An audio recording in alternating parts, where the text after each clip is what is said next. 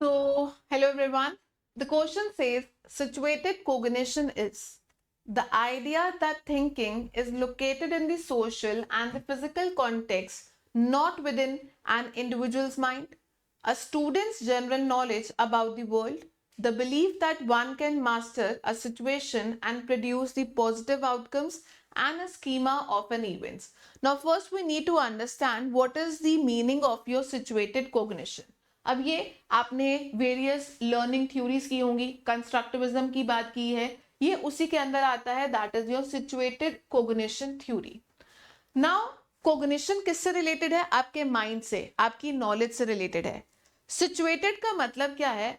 It is, ये एक ऐसी लर्निंग थ्योरी की बात की जा रही है जहां पे हम बोलते हैं कि नॉलेज क्या है, हमारे कॉन्टेक्स्ट से अलग नहीं है. It is not independent of the context जहां पे हमने चीजें सीखी है.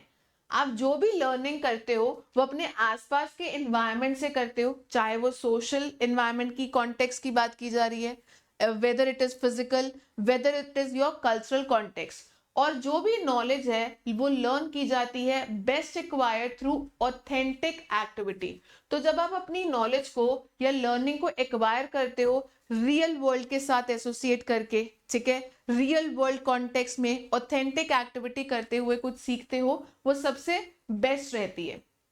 जैसे कि फॉर एन एग्जाम्पल, अगर आपने किसी को मैथ कॉन्सेप्ट समझाना है, एक स्टूडेंट को आपने मैथ कॉन्सेप्ट समझाना है प्रॉफिट का, तो आप उसको अब्स्ट्रैक्ट कॉन्सेप्ट्स नहीं समझा रहे हो, आप उसको सिर्फ थ्योरेटिकली नहीं समझा रहे, पर आप उसको गल्ले पे बिठा रहे हो. आप बोलते हो कि आपने स्कूल की कैंटीन को मैनेज करना है, ठीक है, तो वहां पे जब वो कैंटीन में बैठेगा, स्कूल कैंटीन में प्रॉफिट्स को कैलकुलेट करेगा, अपनी इन्वेंट्रीज को देखेगा, कितने का बेचा, कितने का खरीदा, ये सब चीजों को एनालाइज करेगा. So he will be engage in your situated learning. उसको आपने सिचुएशन में डाल दिया जो रियल है, ऑथेंटिक है, और वो जो भी एक्सपीरियंस गेन करेगा वो उससे गेन करेगा, that is your situated learning.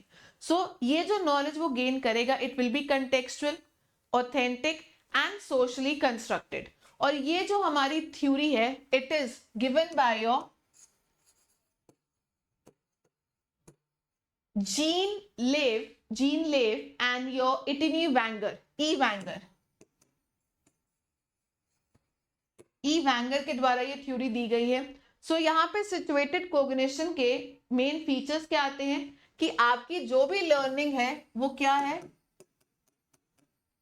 Context bound learning है, कि आपको कोई सिचुएशन दे दिया, कंटेक्स्ट दे दिया, रियल लाइफ सिचुएशंस दे दी, लर्निंग सबसे अच्छी वहीं पे होगी. आइसोलेटेड या अब्स्ट्रैक्ट लर्निंग लेस इफेक्टिव है. देन सोशल इंटरेक्शन बहुत जरूरी है. तो जब भी आप कोई लर्निंग कुछ सीखते हैं through collaboration, team work, peers, experts, community, दूसरों के साथ, वो अच्छी है. ऑथेंटिक टास्क होने चाहिए, इट शुड बी ऑथेंटिक, जो आपकी रियल वर्ल्ड के साथ मैच करे, रियल वर्ल्ड प्रॉब्लम्स के साथ, आर्टिफिशियल और टेक्स्ट बुक नहीं होना चाहिए.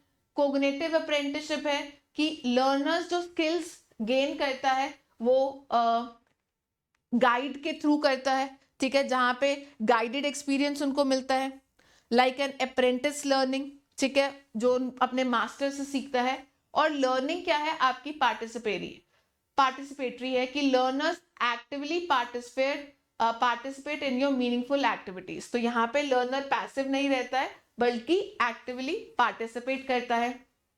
सो अगर अपन क्वेश्चन को देखेंगे, क्या ये मल्टीपल स्कीमास ऑफ इवेंट है? नहीं. Believe that one can master a situation and produce positive outcomes? नहीं. General knowledge about the world है? नहीं. But idea that thinking is located in social and physical context, क्या ये context based है? जी हाँ. Not an within an individual mind. तो यहाँ पे जो भी नॉलेज है, it is not independent of the context in which it is your learn. तो ये लर्निंग कहाँ से है? सोशल, फिजिकल, कल्चरल कॉन्टेक्स्ट सभी को क्या है, कंसिडर करती है. सो हमारा यहाँ पे जो राइट आंसर होगा वो क्या होगा, that would be option number A. तो आई होप सो आपको जो situated cognition theory, learning theory है, वो अच्छे से समझ आई होगी. चलिए आज के लिए सिर्फ इतना ही. Thank you.